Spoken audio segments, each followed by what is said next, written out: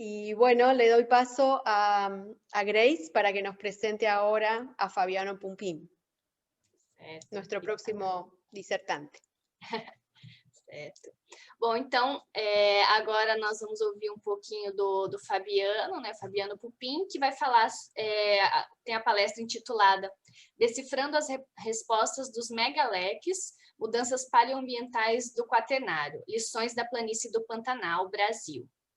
O Fabiano é doutor em Geociências e Meio Ambiente, geógrafo pela Universidade Estadual Paulista, doutor em Geociências e Meio Ambiente também pela Universidade Estadual Paulista, com pós-doutorado pela USP e pelo Imperial College London, entre 2015 e 2017. Atualmente é professor no Departamento de Ciências Ambientais da Universidade Federal de São Paulo. Possui publicações nos temas de geomorfologia, evolução da paisagem, datação por luminescência. No ano de 2007, o Fabiano recebeu o prêmio Jean Tricart para jovens geomorfólogos pelo IAG, pelo International Association of Geomorphologists and French Geomorphology Group. Também recebeu um travel grant para a 15ª International Conference on Luminescence and Electron Spin Resonance Dating.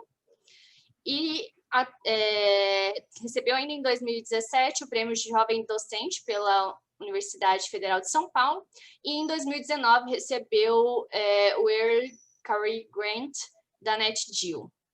Bom, Fabiano, muito obrigada por ter aceitado falar um pouco para a gente das suas pesquisas, e fica à vontade para compartilhar a sua tela e iniciar a sua fala. Obrigada. Eu agradeço, Grace e Andréa, pelo convite. É um prazer estar aqui compartilhando, conversando um pouquinho com vocês. É uma grande oportunidade para a gente que está começando a carreira conseguir falar um pouquinho.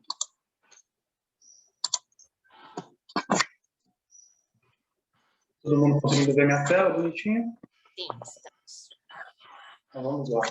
Grace já apresentou a palestra, né? Decifrando as respostas dos megaleques frente às mudanças paleoambientais do Quaternário, principalmente do Quaternário tardio, que a gente vai falar um pouquinho mais aqui, e as lições da planície do Pantanal, uma das maiores planícies alagadas do mundo, aqui no coração da América do Sul.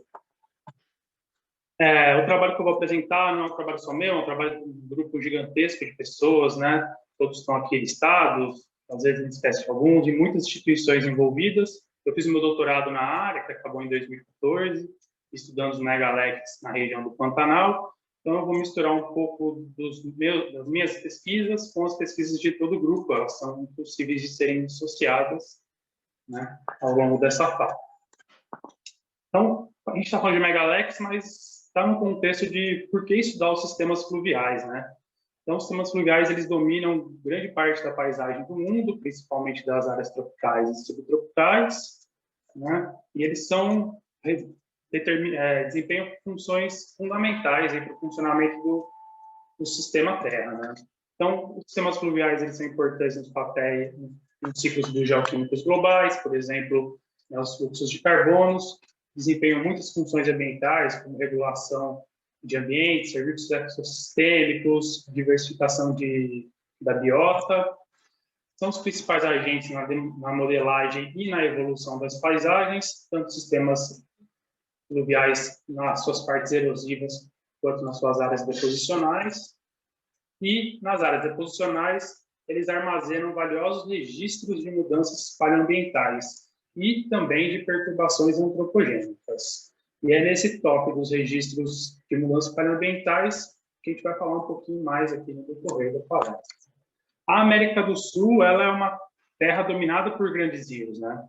Então, a gente tem aqui áreas enormes dominadas por sistemas fluviais. Os maiores sistemas fluviais do mundo estão por aqui, né? A gente tem o Amazonas como destaque, mas também o sistema fluvial do Rio Paraguai e Paraná, que é um sistema muito grande, e outros sistemas que são complementares a esses, né? Como o sistema do Rio Tocantins, onde tem a Ilha do Bananal, o sistema do Rio São Francisco, e ao longo de toda a cadeia dos Andes, desde o norte da Colômbia, Venezuela, até o sul da Argentina, a gente tem uma série de domínios de áreas planas, em geral alagadas, com grandes leques aluviais, né? Principalmente vindo da cadeia dos Andes, mas alguns leques aluviais em áreas mais centrais da América do Sul, como o Pantanal.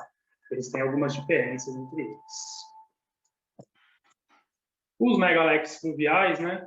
O que são esses megaleques? Nada mais são do que grandes leques aluviais convencionais que a gente já conhece da literatura, né? Estamos mais acostumados a lidar com eles. São grandes corpos em forma de leque, geralmente em centenas de quilômetros quadrados, gerados por deposição de sedimentos de rios que sofrem com intensa migração lateral do seu canal. Então, esse rio assume diversas posições ao longo da sua história, estamos falando aí na escala de tempo geológica em geral, né? Migrando muito lateralmente e construindo esse corpo em formato de leque, um corpo triangular com deposição de sedimentos. Esses sistemas estão relacionados a regimes hidrológicos com forte sazonalidade e gradiente topográfico muito, muito baixo, né? Então, eles estão sempre nos sopés de áreas montanhosas, no sopé de áreas de encostas. E são amplamente distribuídos em bacias sedimentares modernas. Um artigo recente, de 2010, do Hartley, mostra isso e, né, a nossa figura aqui exemplifica que em todo o globo, em diferentes situações climáticas, esses sistemas eles são presentes, eles predominam nas bacias sedimentares modernas, e aí veio uma discussão que movimentou muito o começo da década passada, né, que era quais sistemas deposicionais eram mais importantes para o registro geológico, né? Se eram sistemas tributários ou sistemas distributários. Essa discussão ainda está viva, mas existe aí algumas frentes que defendem que os sistemas distributários eles são mais frequentes nos registros geológicos porque dominam nas bacias sedimentares modernas.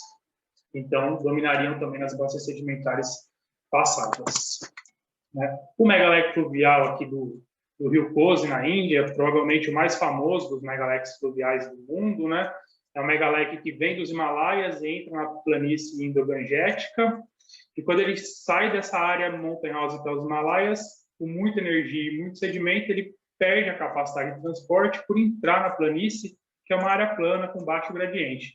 E com isso ele vai depositando seus sedimentos, preenchendo o seu canal, e o canal sofre uma série de migrações, né? Uma série de avulsões, migrando lateralmente aí centenas de quilômetros nos últimos 3 séculos, como a gente pode ver nessa figura aqui ao lado, né? Então, são feições extremamente dinâmicas, né, que sofrem por esse processo de avulsão. E, no caso, na Índia, causa uma série de desastres ambientais, desastres naturais, afeta muitas comunidades, porque toda essa região da planície é extremamente habitada. O que não acontece no Pantanal de mesma maneira, porque o Pantanal é uma área pouco habitada, extremamente ainda muito pristina, né, com basicamente criação de gado em algumas comunidades locais.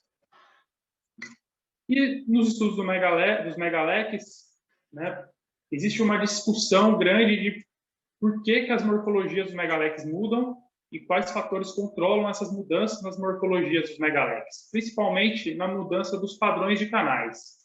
E aí, numa visão global, esse artigo do Hartley mostra para a gente que existe uma relação entre suprimento de sedimento sedimentar e gradiente versus a descarga relativa, né? Essas 3 variáveis correlacionadas, elas informam para a gente, elas constroem padrões de canais distintos, muito parecido com o que a gente estuda na geomorfologia fluvial de rios tributários, que veio lá do Schum, Leopold, né? A geomorfologia tradicional. Então, rios com maior carga sedimentar e maior gradiente, ele tende a ter canais entrelaçados. Conforme o gradiente vai diminuindo, a carga sedimentar também vai diminuindo, os canais tendem a ficar mais meandrantes ou mais sinuosos. E o padrão de bifurcação também vai estar relacionado a esse aporte de carga sedimentar. Essa questão do número de bifurcações e velocidade das bifurcações é um pouco mais complexa e a gente ainda não tem uma relação muito clara dos limiares, né, dos thresholds, para ocorrer essas mudanças de sistemas muito avulsivos, que tem muitas bifurcações, e sistemas menos avulsivos, com menos bifurcações. A gente vai tentar falar um pouquinho disso também. Então, no Pantanal, né, uma área deprimida, no centro da América do Sul, no coração da América do Sul, né, e aí hoje a gente vai falar um pouquinho aqui sobre o que é o Pantanal, a nossa abordagem de trabalho, como a gente faz as pesquisas, né, campo, laboratório, e a nossa pesquisa ela tem muito disso, saindo um pouco do contexto da Breila e do Mauro para apresentar agora, que exige muita modelagem, um grande aparato tecnológico laboratorial, né, de oficina. A gente tem aqui muito trabalho de campo e bastante empenho na parte de geocronologia. E vamos focar nos megaleques, formas, processos, evolução e os seus registros paraambientais e uma síntese ao final. Né? O Pantanal é considerado a maior área tropical úmida do mundo e é um grande hotspot de biodiversidade. Então, aqui a gente tem uma imagem satélite mostrando o período de cheia no Pantanal e como tudo que está em azul aí, são áreas azul e preto, né, são áreas que ficam alagadas no pico da cheia. Então, grande parte dessa planície fica alagada no pico da cheia, com a água tomando quase todos os espaços, mas seguindo canais preferenciais, né? Não seria um grande lago, mas sim uma planície onde as águas estão fluindo, né? Estão correndo. Correm pelos rios tributários, pelos rios distributários e por vazantes, né? E, além disso, é um hotspot de biodiversidade fantástica, os maiores mamíferos das Américas, como a onça-pintada, diversas espécies de aves, outros mamíferos como a anta, né? E uma fauna e flora bem diversa. Em termos geomorfológicos e geológicos, a bacia sedimentar do Paraná é uma bacia sedimentar tectonicamente ativa, uma bacia gerada durante o Cenozoico. Existe uma discussão se ela é do Mioceno, se ela é do Oligoceno ou mesmo do Pleistoceno, mas a gente não vai passar por isso hoje. O importante é que ela é uma bacia sedimentar que está acumulando sedimentos no presente, e ela é uma área deprimida, formada por planícies aluviais extremamente planas, com altitudes que variam entre 80 e 200 metros de elevação, né, rodeada por planaltos que têm elevações entre 200 e 850 metros. Então, são planaltos altos, mas não muito altos, como é característico de outras áreas com leques aluviais, como os Andes, relacionados com o Chaco boliviano, o Chaco paraguaio, ou se não os Andes na região da Colômbia, de Llanos del Mocho, na Bolívia, que tem uma diferença de amplitude de relevo entre os Andes e a planície e na escala de quilômetros, e não de centenas de metros, como no Pantanal. Então, os nossos leques têm características um pouco diferentes. E é uma excelente oportunidade para a gente estudar qual que é o papel do clima na formação desses leques. Porque, apesar de ser uma bacia tectonicamente ativa, essa tectônica ela é bem moderada e ocorre mais na área da bacia, né? Nós não temos terremotos claros, alguns eventos de terremotos, mas não frequentes, como acontece nos Andes, que a gente tem um controle estrutural da área-fonte muito grande. E aí tem uma mistura, é difícil separar o sinal tectônico do sinal climático no estudo da evolução dos sistemas fluviais. Aqui a gente tem uma oportunidade de conseguir, né, ter um impacto menor da tectônica sobre os processos, e o clima a gente consegue distinguir melhor os sinais, né? O Pantanal está no centro da América do Sul, bem no coração do sistema de monção da América do Sul, onde a gente tem invernos muito secos, né, 4, 5, 6 meses sem chuva, e verões muito chuvosos, né, com grande quantidade de precipitação, que pode chegar aí até 300 milímetros por mês, né, nos períodos chuvosos, e muitos meses com nada de água, nenhuma gota de chuva durante os períodos secos, né? Existe também um forte gradiente da precipitação entre os planaltos e a planície. Então, os planaltos a gente tem aí médias anuais em torno de 1.800 milímetros, 1.500 milímetros, e na planície a gente tem médias anuais inferiores a 1.000 milímetros em geral. Então, esse gradiente também é importante porque vai abastecer a área-fonte com bastante água e possibilitar o transporte de sedimento para a planície. E na planície a gente tem aí evapotranspiração elevada por conta das altas temperaturas médias e um déficit hídrico anual bastante importante, caracterizando o clima da área da planície hoje como um clima semiárido. Aqui tem um escopo geral da bacia sedimentar do Paraná, né? Da bacia sedimentar do Pantanal, me desculpem, que é essa área central, onde tem as isópatas aqui, mostrando que tem aproximadamente 500 metros de profundidade, nas suas porções mais profundas. A gente não conhece o substrato da bacia de forma detalhada, existem apenas 2 linhas sísmicas da região, rodeada por planaltos, né, formados aqui, esculpidos em rochas sedimentares da bacia do Paraná, rochas mesozoicas, rochas paleozoicas principalmente, e algumas rochas pré-cambrianas na região norte, na região sul, está relacionado ao cráton do Brasil Central. Né? E a gente tem aqui no modelo digital uma visão mais interessante das diferenças altimétricas entre os planaltos e a planície do Pantanal, e o seu contraponto aqui, que são os chakras bolivianos, que também constituem-se de megaleques, diferentes desses, mas também tem uma dinâmica bastante interessante de sedimentação em sistemas fluviais como megaleques. Né? Aqui um esquemão para a gente poder entender, né? Um desenho esquemático. Né? A bacia é basicamente preenchida por sedimentos aluviais, com leques fluviais, que são os nossos megaleques, planícies axiais, ou planícies interleques, como a planície do Paraguai e outros rios menores, e um sistema lacustre bem diverso, com algumas áreas específicas com lagos salinos ou alcalinos, que é a região da Ecolândia, bastante famosa por esses lagos, né? E a região da planície do Paraguai com lagos mais amplos, de água doce, né? Relacionado ao custo de inundação. E a proveniência dos sedimentos que constroem essa planície e os megaleques, elas são as rochas sedimentares dos planaltos aqui da região oeste, né? da porção leste da bacia do Alto do Paraguai. Então, em uma visão geral, a gente tem aqui, né, 7 sistemas de grandes megaleques, né?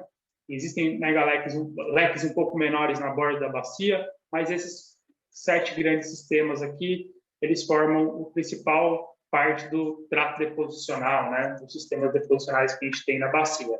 Todos eles ligados a grandes rios que fluem do planalto para dentro da planície.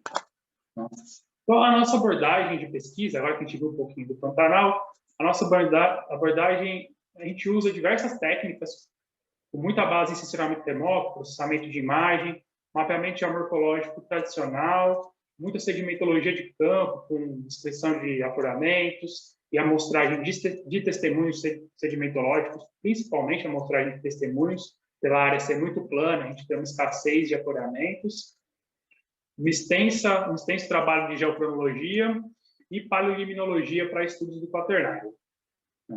Nós também usamos os arquivos geológicos para reconstruir como os megaleques fluviais responderam às mudanças ambientais do passado. Esse é o foco da nossa pesquisa, né? A nossa hipótese central é que existe uma forte correlação entre variação na precipitação e na vegetação e os padrões de canais atuais e paleopadrões de canais encontrados na superfície do megaleque, dos megaleques. Né? Então, aqui o mapeamento, né, geomorfológico básico a gente faz a partir de imagens ópticas e modelos digitais de elevação. Esses modelos digitais de elevação precisam ser tratados de uma forma peculiar, com grande detalhamento na diferenciação das altitudes, então usando paletas de cores muito delimitadas, tentando buscar essas pequenas variações que são métricas, né? Não chegam nem na escala de 10, 20, 15 metros, mas sim na escala métrica. Então, é um trabalho bem detalhado para buscar as melhores paletas de cores e tratamento de imagens satélites diversas, com diversos índices, para também encontrar áreas alagadas, áreas não alagadas, destacar as feições, possibilitando o mapeamento das formas e das unidades geomorfológicas. Análise sedimentológica de campo, né? Descrição dos depósitos sedimentares, com faces sedimentares, características pedológicas dessas faces sedimentares e coletas de amostras. Essa aqui é um afloramento no Rio Aquidauana, um afloramento raro, com mais de 5 metros de altitude, né? Em geral, a gente tem áreas muito planas com afloramentos menores do que 2 metros. Então, por conta disso, a gente trabalha muito com a amostragem de testemunhos, né? Coletando amostras de superfície com tubos de alumínio, tubos de PVC, às vezes com escavadeiras, de forma manual ou de forma mecânica. Né? E depois vamos para o laboratório, abrimos os testemunhos, fazemos a descrição sedimentológica, coleta de amostras para diversos índices, a gente usa granulometria, difração de raio-x, fluorescência por raio-x e muita datação, principalmente pelo método da luminescência oticamente estimulada, conhecida como SL, né, para poder determinar a idade de soterramento dos materiais e entender um pouquinho da evolução da paisagem. Né? O método de luminescência oticamente estimulada, ela determina a idade de soterramento de grãos ou de quartzo ou de feldespato. A gente trabalha muito mais com grãos de quartzo nessa região, e as idades podem variar aí, né? A gente consegue obter idades entre 10 anos e 400 mil anos, mais comumente entre 100 anos e 200 mil anos, utilizando grãos de quartzo. O feldespato é mais útil para a gente trabalhar com idades mais antigas, né? Depósitos mais antigos. O sistema de luminescência ele funciona basicamente seguindo essa lógica aqui, né? Onde a gente tem o grão mineral sendo formado na sua rocha de origem, e enquanto ele está lá na sua rocha de origem, ele recebe radiação ionizante dos minerais que estão no entorno, né? Urânio, tório, potássio, que emitem partículas alfa, beta e gama. Essa carga vai sendo acumulada dentro do mineral, do grão de quartzo, por exemplo, e no momento que ele é exposto na superfície, erodido e transportado, essa exposição à luz do sol remove todas essas cargas aprisionadas e fala isso que a gente chama de zera o sinal, promove o bleaching completo dessa energia acumulada, zerando todo o sinal, toda a energia que está dentro do nosso grão de quartzo. Ele pode ser soterrado no sistema, enquanto ele está soterrado, ele vai ganhando energia de novo, pode entrar num novo processo de transporte, erosão, entra nos sistemas fluviais, eólicos, e durante esse processo ele zera novamente o sinal, deposita de novo, e aí chega o momento da nossa coleta, né? O período que a gente consegue determinar a energia que está dentro do grão mineral e, portanto, calcular a idade é desde o último momento de deposição até o momento da coleta. Enquanto ele está enterrado nesse período, ele está acumulando energia pela radiação ionizante do ambiente. A gente coleta esse material sempre com tubos opacos, de alumínio, de PVC, leva para um laboratório com luz escura e mede a energia acumulada, né, dentro desse mineral e consegue calcular a idade de soterramento. A gente fala que é a última vez que esse grão de quartzo ou de feldespato foi exposto à luz solar, né? Tendo isso, tendo essa nossa abordagem, a gente vai falar um pouco dos nossos resultados, né? Os principais destaques da nossa pesquisa, falar um pouco sobre o Pantanal ser composto por um trato de sistemas aluviais, então não é um único tipo de sistema, são diversos sistemas interagindo, né? O Rio Paraguai como o rio tronco, né? O sistema tronco desse sistema mais completo, a área que coleta as águas, os sedimentos, os megaletos fluviais, que é o foco dessa fala, e os registros paleoambientais que a gente consegue identificar a partir dos estudos que estamos fazendo. Bom. O trato de sistema deposicional aluvial moderno do Pantanal ele é formado por 4 grandes compartimentos, né? Os megaletos fluviais, que são predominantes, que são esses em amarelo, né? E os também em tom pastel, aqui, né? Um pouquinho tons de marrom. São 2 tipos de sistemas fluviais, de megaletos fluviais, distintos, que a gente caracterizou como os megaletos fluviais que vêm das áreas de planaltos elevados, são os em amarelos, e os megaletos fluviais que vêm de áreas de terras baixas. Ainda são áreas erosivas, com relevos de colinas, mas com menor elevação. Portanto, os rios possuem menor capacidade de transporte de sedimento, e essas 2 proveniências, as 2 áreas fontes, dão características diferentes aos megaletos lá na planície, por conta da capacidade de transportar sedimento e energia do sistema como um todo. Aqui na região central, a gente tem a planície do rio Paraguai, né, que vem desde a região de Cáceres, do norte, vindo para toda a porção sul, cortando todo o Pantanal axialmente, aqui na borda oeste do Pantanal, e os sistemas de lagos bem complexos, tanto na planície do rio Paraguai, quanto nas regiões interioranas aqui dos megaletos, como a região da Ecolândia, que possuem lagoas salinas e lagoas de água doce na mesma região. A origem dessas lagoas é tema para uma outra fala, em outro momento. Mas elas são super interessantes, né?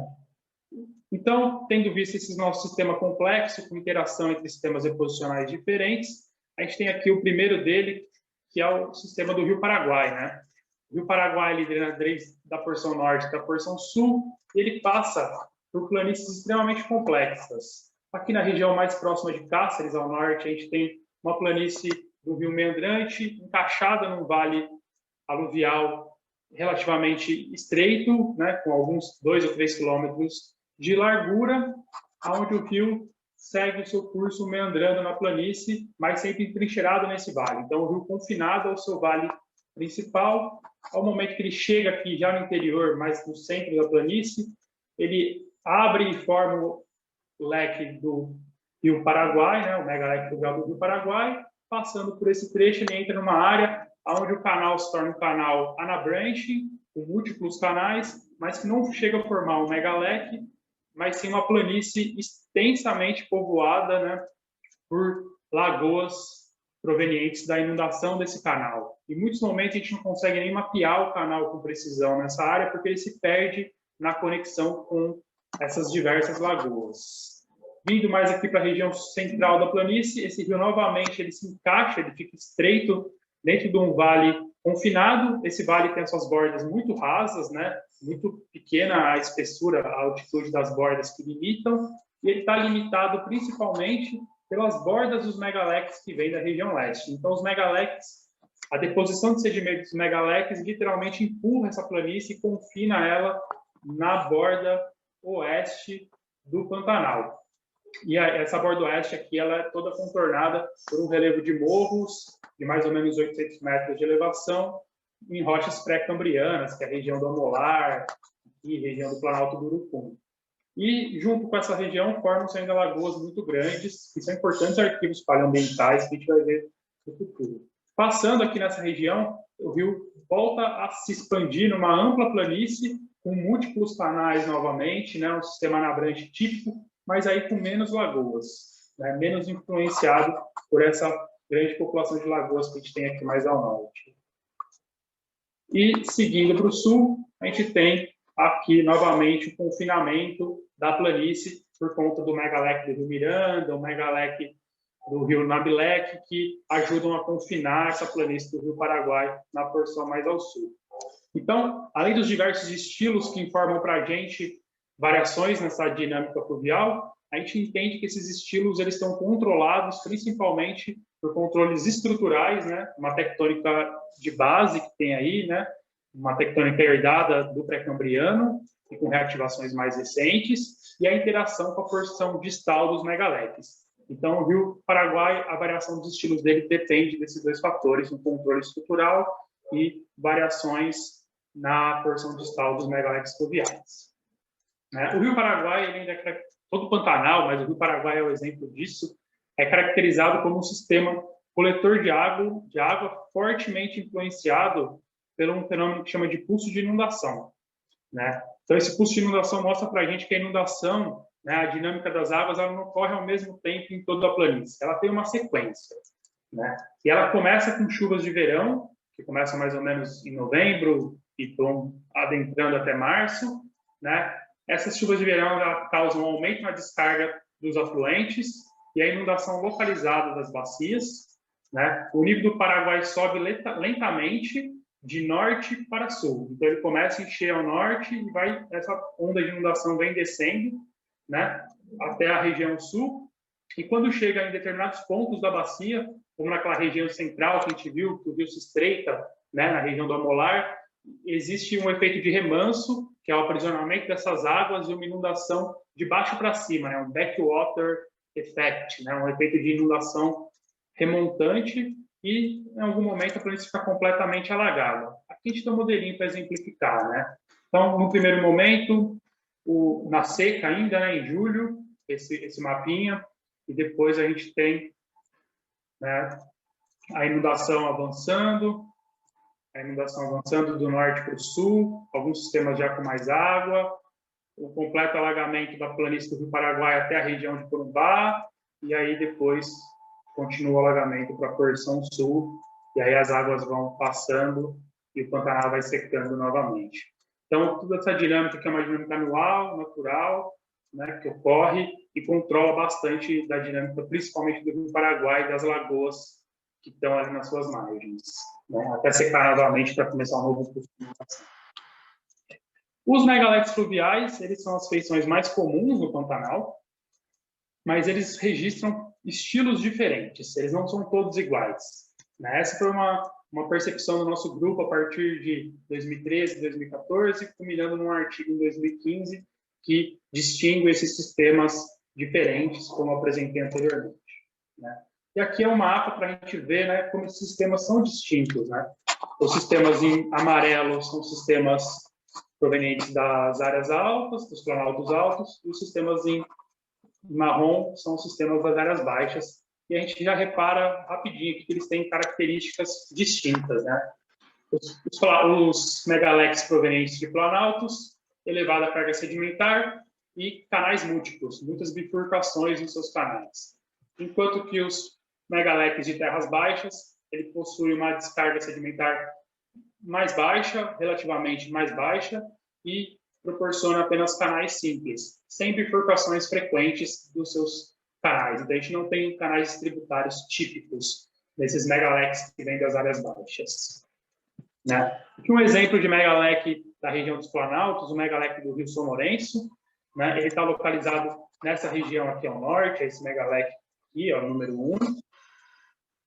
E ele tem um padrão de canais radiais, né? A gente consegue ver que os canais eles radiam desde o ápice até a jusante, então a gente tem aqui um sistema distributário. As linhas de altitude, né, também formam feições radiais, mostrando que esses canais abandonados na superfície do megalec aqui também eram distributários e radiavam, migravam lateralmente, né? E o tamanho do canal geralmente diminui de montante para jusante, porque o canal vai abrindo diversos canais, além de ter o extravasamento de água para a planície, a gente tem uma multiplicação de canais, o que faz que cada canal fique com um tamanho menor, né? Largura menor, profundidade menor, porque tem uma vazão menor para ser transportado. Então, esses canais são largos aqui, e aqui embaixo a gente tem múltiplos canais mais rasos e estreitos, né? Aqui uma demonstração como essa superfície dos megalecs, né, o perfil AB aqui, de norte para sul, como ela muda, né, como ela tem essa feição convexa para cima, que é típico de sistemas distributários, porque o rio principal ele corre no centro, aqui na feição axial do sistema, e conforme ocorrem as avulsões, ele vai distribuindo sedimentos radialmente, né, construindo essa feição lobada que a gente tem aqui bem clara no megalec do São Lourenço, né? A compartimentação geomorfológica, baseada nas imagens satélites, identifica para a gente que o padrão de canal e o confinamento desses canais variou no tempo, então varia nos compartimentos geomorfológicos. A gente tem um vale central aqui, né, um vale que vem desde o ápice do megalec até a porção intermediária do megalec, que é um vale entrincheirado, então o rio está correndo dentro de um vale com limites, parcialmente confinado, e quando chega na porção distal do sistema, esse vale já não existe mais, o rio já corre no mesmo nível das planícies laterais, formando um sistema desconfinado, que ocorreram diversas avulsões, diversas migrações desse canal ao longo dos última dezena de milhares de anos. Quando a gente olha para esse lobo antigo, ele tem as mesmas feições, né? Feições de canais distributários, né? Os lobos abandonados, extremamente desconfinados, como a gente vê no moderno, com algumas diferenças que a gente vai ver agora. Então, basicamente, a gente tem padrões de canais confinados e não confinados. Padrões de canais, né, que conseguem migrar lateralmente, que são essas partes desconfinadas do sistema. No cinturão de meandros entrincheirado, a gente tem um canal meandrante tradicional, que a gente vê com frequência em outros lugares, e as nossas idades mostram que esse canal funcionou ou funciona desde 12 mil anos atrás, incluindo esse trecho de canal aqui, que é nessa região mais a norte do sistema, que é um trecho de canal abandonado. Então, o que a gente sabe é que esse canal meandrante, há 12 mil anos atrás, ele se conectava diretamente com o rio Cuiabá, que é um rio que corre lateralmente, esse megalec, formando outro megalec, há 12 mil anos. A partir desse momento, em alguma coisa ali em torno de 10 mil anos, ele migrou e passou a construir esse megalec aqui, né, esse lobo moderno, com sistemas distributários desconfinados. Então, a gente tem aqui parte funcionando desde 12 mil anos e parte abandonada aqui há mais ou menos 12 mil anos atrás, né? Com idade de luminescência Esses sistemas deposicionais, eles mostram gradação normal, típico de canais meandrantes mesmo. Os lobos abandonados, eles são uma característica bem peculiar e que traz para a gente, aí remonta a feições relictas de relevo, como esses paleocanais entrelaçados, né? Forma uma rede extensa de paleocanais entrelaçados, uma rede distributária com feições de paleocanais entrelaçados. Essa rede distributária ela foi datada de mais ou menos 60 mil a 15 mil anos. 60 mil não deve ser uma idade limite para mais antigo, mas 15 mil anos provavelmente uma idade limite para o mais recente. Talvez esses canais sejam mais velhos do que 60 mil anos, mas não são muito mais novos do que 15 mil anos. Os depósitos sedimentares são basicamente arenosos, sem gradação, ainda típico do que a gente esperava de canais entrelaçados. Quando a gente vai para os lobos modernos, né, a porção onde o canal funciona atualmente, a gente também tem um sistema de canais distributários, múltiplos canais funcionando ao mesmo tempo, mas esses canais eles não apresentam feições de canais entrelaçados, mas sim canais do tipo de cristas aluviais, com alguma sinuosidade, não chegam a ser meandrantes, mas são sinuosos, né, formados a partir do complexo de canal e dique marginal, né? Esse complexo canal e dique marginal ele é um pouco mais elevado que as planícies do entorno, formando cristas aluviais. A datação por luminescência também indica para a gente que esse sistema todo de lobos distributários modernos ele passou a funcionar a partir de 11 mil anos e vem mudando frequentemente a posição do canal desde então, né? Aqui são esses paleocanais em cristas aluviais no campo, né, como a gente consegue ver eles. Então, a gente tem o canal atual e os paleocanais aqui com o canal e o dique marginal bem marcado. Eles são razoavelmente mais altos que a planície, mais ou menos 1 metro, 1,5 metro em algumas áreas, né, formando essas cristas que, bem presentes nessa região, né. Ainda olhando para o lobo moderno, das cristas aluviais, a gente tem uma evolução por frequentes avulsões, na escala de tempo aí de centenas de anos a milhares de anos.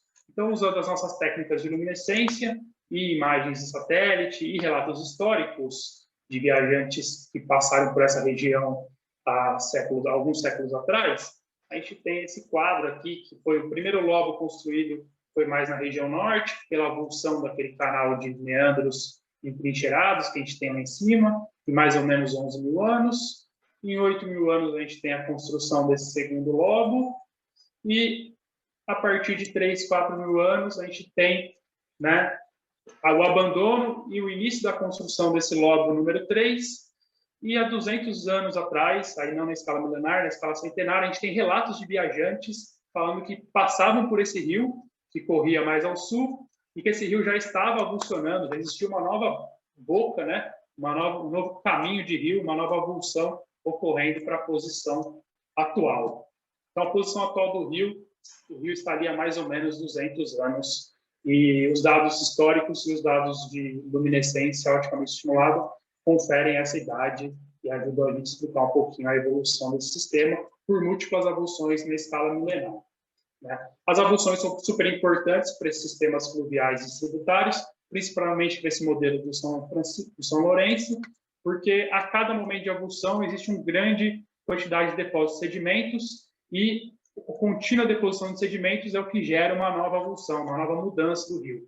Então, as avulsões elas são parte fundamental da evolução desse sistema, um processo natural que ocorre, mas que pode ser afetado e intensificado pela ação do homem, por exemplo, a erosão dos solos dos planaltos e o aporte de sedimento para a planície pode vir a aumentar o número de avulsões. Esse processo ainda não está quantificado, ninguém trabalhou muito com isso ainda, né?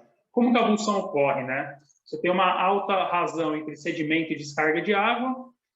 Essa alta razão, né, alta quantidade de sedimento, a gente tem a gradação do leito e ampliação do dique marginal, a gradação do sistema como um todo. O aumento desse gradiente entre o canal e a planície de inundação, por conta da sedimentação dentro do canal, ajuda a ocorrer um processo de rompimento do dique marginal e aí perda de água do canal para a planície. Como o gradiente entre o canal e a planície é maior, o canal abandona, né? A água abandona o seu canal principal e começa a correr e construir um novo sistema na planície. Esse processo todo a gente chama de avulsão.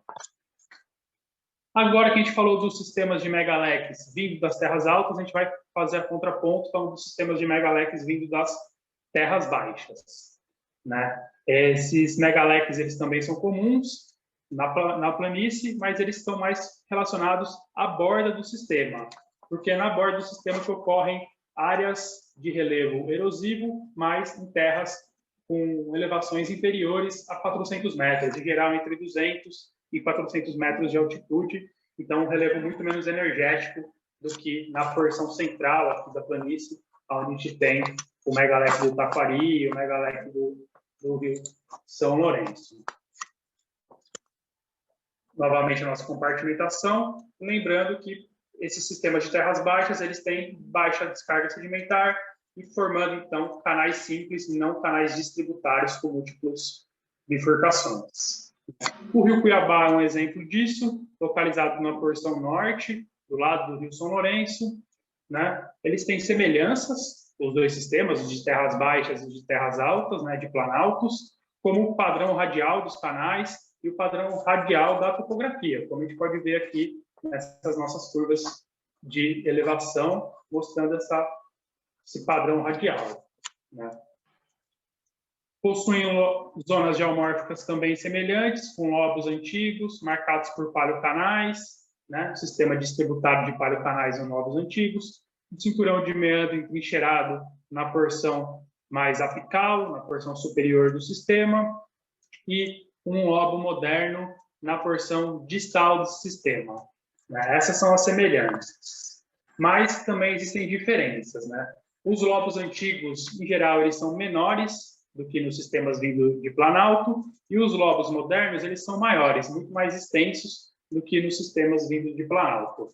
Aqui a gente consegue ver, né, como o lobo antigo é bem pequenininho em relação ao lobo maior, aqui, né, o lobo moderno, que abrange essa área que é o atual, e essa área aqui que também é um lobo holocênico, também moderno, mas não funcionando atualmente, né?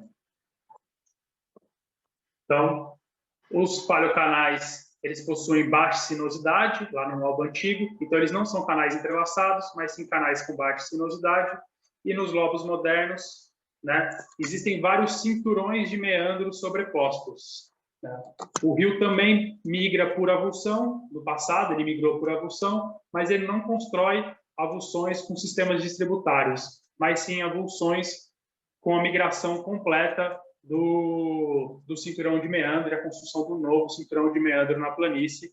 E essa migração de múltiplos cinturões de meandros é o que configura essa feição radial do megaleque moderno. Então, essas são as diferenças entre os dois sistemas, né? Aqui algumas imagens para a gente poder ver o lobo antigo, né? A gente tem o lobo antigo do Rio Cuiabá aqui, com sistemas tipicamente distributários, a gente consegue ver os canais distributários, mas a gente não vê feições entrelaçadas, de canais entrelaçados como a gente via lá no São Lourenço. A gente vê simplesmente essas cristas aluviais sinuosas aqui, e não cristas aluviais com canais entrelaçados, né? Os lobos modernos, a gente tem os cinturões de meandros atuais aqui, os canais atuais, são muito semelhantes aos canais antigos, né, com cinturões de meandros que vão desde a porção superior até a porção mais distal do sistema, com raras as avulsões. E quando a gente tem avulsões, a gente tem pequenas avulsões, né, tem pequenos rompimentos do canal, com construção de crevasses clay, mas sem uma mudança completa do sistema, né? Sem múltiplos canais ou uma avulsão completa desse sistema. São avulsões localizadas. Os canais nos leques que vêm de terras baixas, eles parecem ser mais estáveis do que os canais que vêm dos leques de planalto. E essa instabilidade possivelmente se deve à quantidade de sedimento no sistema, né? Um processo com menos sedimento, a gente tem menor mobilidade, menor migração lateral ou processo de avulsão, né? Então, fazendo um linkzinho aqui entre as mudanças dos sistemas e as mudanças ambientais, né? A gente tem no Pleistoceno tardio, né, uma interpretação de sistemas distributários com canais entrelaçados ou canais de baixa sinuosidade, operando em todo o Pantanal, construindo esses megaleques, né, em detrimento de uma maior razão entre sedimento e vazão. Então, a quantidade de sedimentos superando a capacidade de transporte de sedimentos aí pela vazão. E isso traz para a gente uma discussão sobre ter tido uma maior sazonalidade nas chuvas e uma vegetação mais restrita, né? Tornando a paisagem mais dinâmica. Então, a área-fonte, com um aporte maior de sedimento, maior sazonalidade nas chuvas, proporciona maior torrencialidade, o que vai influenciar na construção dos nossos canais entrelaçados lá no Pleistoceno tardio. E os sistemas modernos, eles já estão no período, né, desde o Holoceno, 12.000 anos aproximadamente. A gente tem aí uma instabilização das paisagens, o aumento da vegetação e uma menor sazonalidade das chuvas. Tudo isso junto, possivelmente diminui o aporte sedimentar para os canais, tornando os nossos sistemas, né, distributários, sinuosos ou em cinturões, né? Então, canais mais meandrantes, sem a presença dos canais entrelaçados. Então, a gente saiu do sistema mais semiárido, possivelmente mais semiárido, para o sistema mais úmido, relativamente com mais estabilidade da paisagem no Holoceno, né? Quando a gente confronta esses nossos dados com dados de palinologia do próprio Pantanal, gerados muitas vezes pelo nosso grupo, ou dados paleoclimáticos dos teliotemas ou do gelo antártico, a gente vê que existe uma boa correlação aqui, né, desde o Pleistoceno até o presente, de canais entrelaçados no Pantanal e vegetação rasteira, né, grasslands, nas áreas de Planalto, e climas mais frios, com menor, né, com um pouco mais de variabilidade aqui na quantidade de água, né? E a nossa interpretação é que o volume total de chuva não é o mais importante, mas a variabilidade seria um fator fundamental para gerar esses canais entrelaçados ou os canais meandrantes, porque na média geral o Pantanal e as áreas de Planalto são áreas de semiáridos para subtropical, né? Entre mais ou menos 15.000 anos, 16.000 anos, até o começo do Holoceno, a gente teve um momento de grande instabilidade, e aí os dados climáticos para a gente do hemisfério sul todo mostram isso, né? Uma série de eventos Heinrich, que são eventos de grande precipitação, aumento súbito aqui da precipitação, né?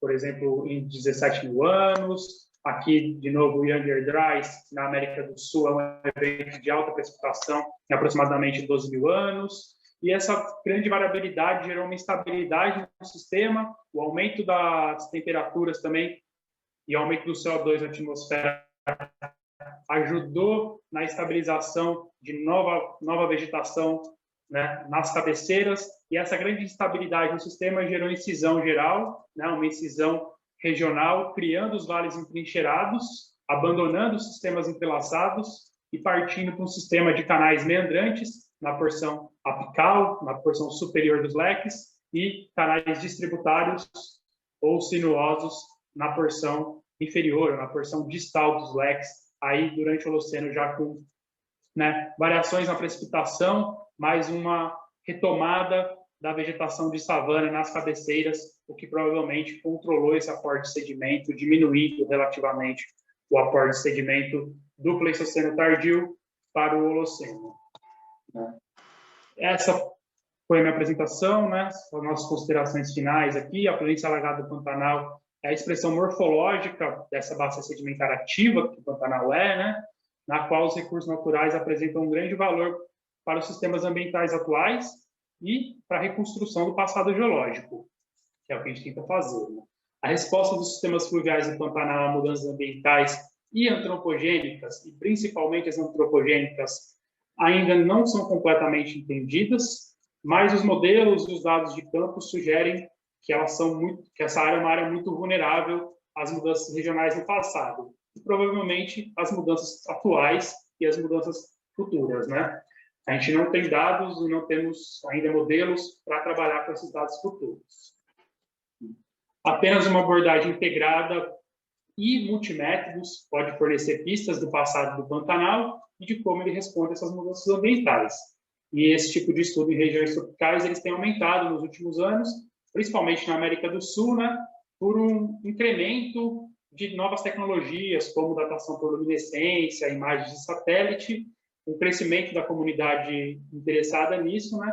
E isso tem ajudado a gente na criação de novas hipóteses que podem ser testadas no futuro em outras áreas, né? Então, a gente tem aí uma demanda enorme na Cordilheira Andina, no sopé dos Andes, por estudos de megalex fluviais, que estão lá com pouquíssimos estudos. Talvez a gente tome aí uma dezena de estudos nessa região, e a gente tem um grande campo de avanço, e os jovens geomorfólogos são todos convidados para participar desse processo, né? Aqui algumas publicações que foram citadas ao longo do texto. Quem tiver mais dúvidas, me pergunte, me contacte sobre as publicações. Muito obrigado para todo mundo e estou disponível aqui para perguntas. Obrigada, Fabiano. Muito boa essa apresentação, muito interessante. O Pantanal é cheio dos mistérios, né? Tem várias coisas ainda, muitos estudos. Nós temos aqui algumas questões. Posso fazer já? Quer tomar uma água, respirar um pouquinho? Pode fazer, eu vou tomando minha água. Pronto. A Maria Botino pergunta como que as atividades humanas, você falou que ainda não é muito conclusivo isso, né? Mas ela coloca essa questão, como as atividades humanas na evolução natural dos megalex pode estar atuando, né? O que vocês percebem disso, mesmo que não seja assim algo definitivo ainda? Não, a gente tem, eu pessoalmente tenho, tá me ouvindo? Sim, deu uma travadinha, mas voltou já. Eu tenho 3 alunos trabalhando com isso no momento, uma aluna de doutorado, 2 alunas de iniciação científica. A nossa hipótese central é que a introdução da cultura de soja e toda a ocupação do Planalto, que drena para os megalex, do Pantanal, ele ocorreu a partir da década de 70, com os projetos expansionistas do governo brasileiro naquela época. E a nossa hipótese é que essa mudança no uso da terra ela é similar ao que ocorreu no Pleistoceno tardio.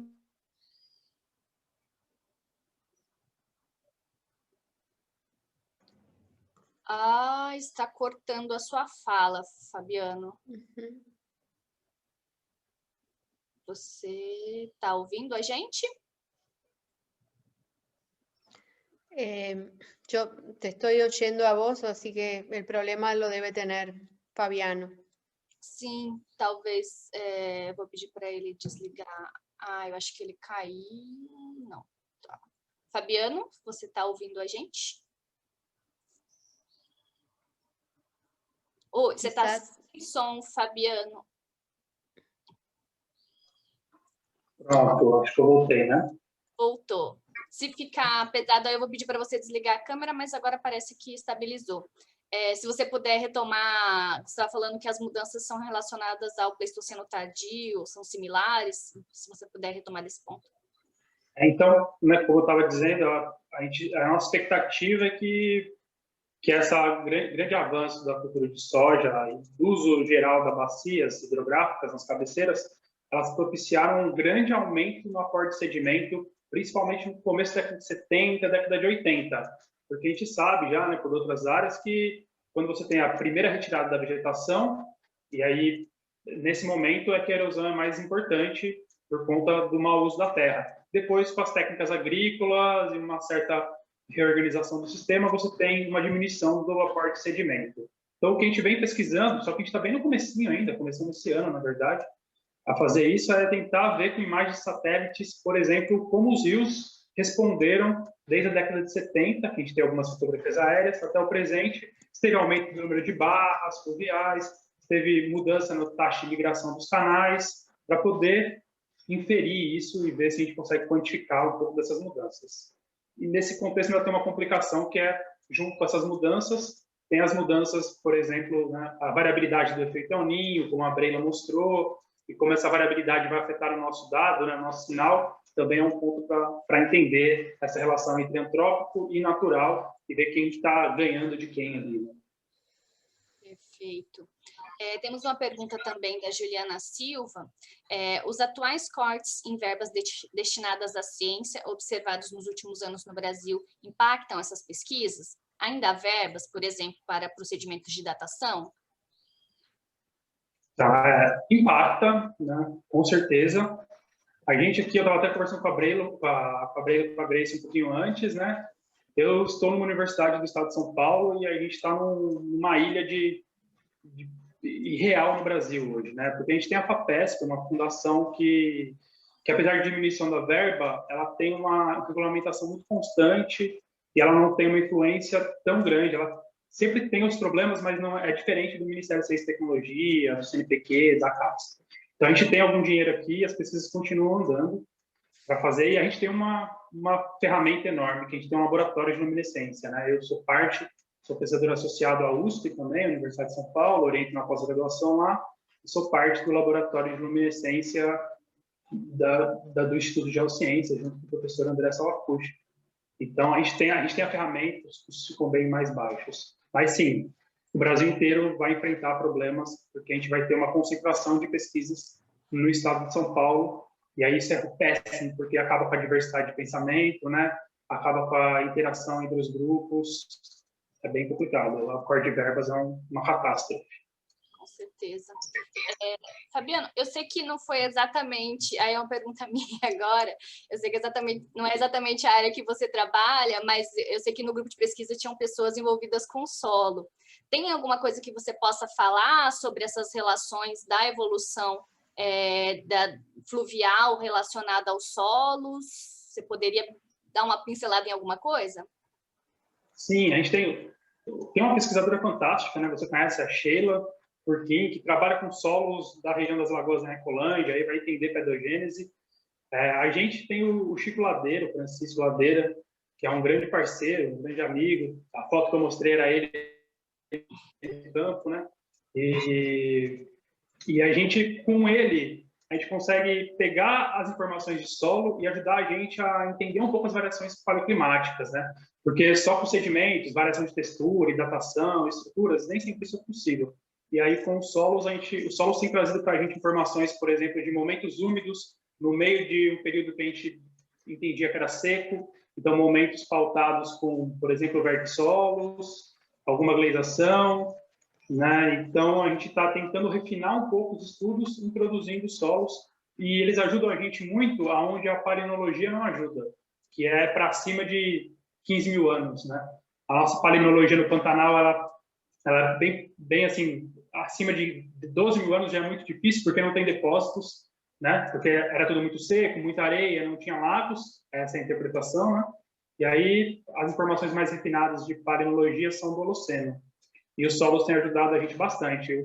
O Chico está com um artigo na mão lá, já submetendo, e acho que a gente tem muitas coisas para fazer com solos lá, principalmente agregando, assim, né? Não, pelo menos na minha área, não tentando entender a evolução pedológica, pedogenética, mas trazendo esses elementos para tentar entender fatores ambientais. Acho que esse é o caminho que o nosso grupo tem explorado bastante com o Francisco. Com certeza. E é promissor, né? Tem muita informação que a gente pode relacionar, assim, e ainda é pouco explorado. E a gente está falando do ambiente tropical, né? Se foi mais seco, mais úmido, mas ainda assim tropical. E aí, em relação a isso, como que vocês conseguem relacionar as coisas que o Aziz colocava lá na década de 70, 60, 80, sobre esses processos de pedimentação, a melominização, onde ele errou, onde ele acertou? Vocês têm alguma coisa que vocês podem já colocar? Eu sempre falo um discurso que eu tenho sempre, assim, que Aziz, Fernando Flávio, Marcos de Almeida, esses caras, eles eram geniais, né? Porque eles faziam coisas sem ferramentas nenhuma. Só que eles lançaram muitas hipóteses, né? Era tudo baseado em interpretações e hipóteses e poucos dados, porque eles não tinham dados, né? E hoje a gente tem a oportunidade incrível de usar as ferramentas para investigar essas hipóteses, né? Então, ler Aziz e puxar as hipóteses e aí depois ir para o campo investigar é muito legal, né? A gente tem visto que a questão das paisagens relíquitas que ele falava, elas estão todas lá, né? O Pleistoceno tardio mais seco, mas a gente está vendo que existem variações, refinamentos que ele não poderia prever mesmo, né? Não estava na alçada. Mas, em termos gerais, o que o Tricá falava, o que o Aziz falava do Pantanal, é basicamente isso que a gente vê mesmo. A gente não foge disso nessa mega escala, né? Do Pleistoceno e Holoceno com variações. A gente já viu que o Holoceno ele não foi úmido o Holoceno inteiro. Eles têm, né? Provavelmente essa umidade que a gente vê hoje, ela está aí a partir de 3.000 anos. Eu não detalhei isso, mas os dados palinológicos mostram. E a gente teve um Pleistoceno médio, talvez muito seco. E aí é uma coisa difícil até para a gente imaginar, né? A gente precisa fazer esse exercício. O Pleistoceno, um Holoceno médio muito seco, com vegetação nas cabeceiras. Pouca precipitação, mas com vegetação, né? Porque a gente tem a tradição, até herdada deles, que é seco, não tem vegetação. É úmido, tem vegetação. Mas o tempo de variação de um e do outro parece ser diferente. A precipitação varia muito mais rápido do que a vegetação varia, né? Então, mudou a precipitação, mas mudou o suficiente para mudar a vegetação? Eu acho que é esse nível de detalhe que a gente está avançando agora. E aí, o que essas variações ou não variações, como é que isso reflete no sistema fluvial? A gente consegue capturar esse sinal? Talvez não, talvez precise de mais detalhamento, né? A gente ainda está no Pantanal trabalhando com a escala bem ampla, a gente ainda não está no super detalhe, a gente precisa aumentar esse detalhamento de alguns sistemas. Nossa, obrigada. Andrea, quer colocar mais alguma coisa? Sí, gracias. Muchas gracias, Fabiano, por tu presentación. Nos has hecho conocer un área muy interesante de Brasil a la que es muy difícil acceder, ¿verdad? Así que, muchísimas gracias. Quería decirle a todos los participantes, agradecerles su presencia y además invitarlos a partir de las 14 para las 3 disertaciones que siguen.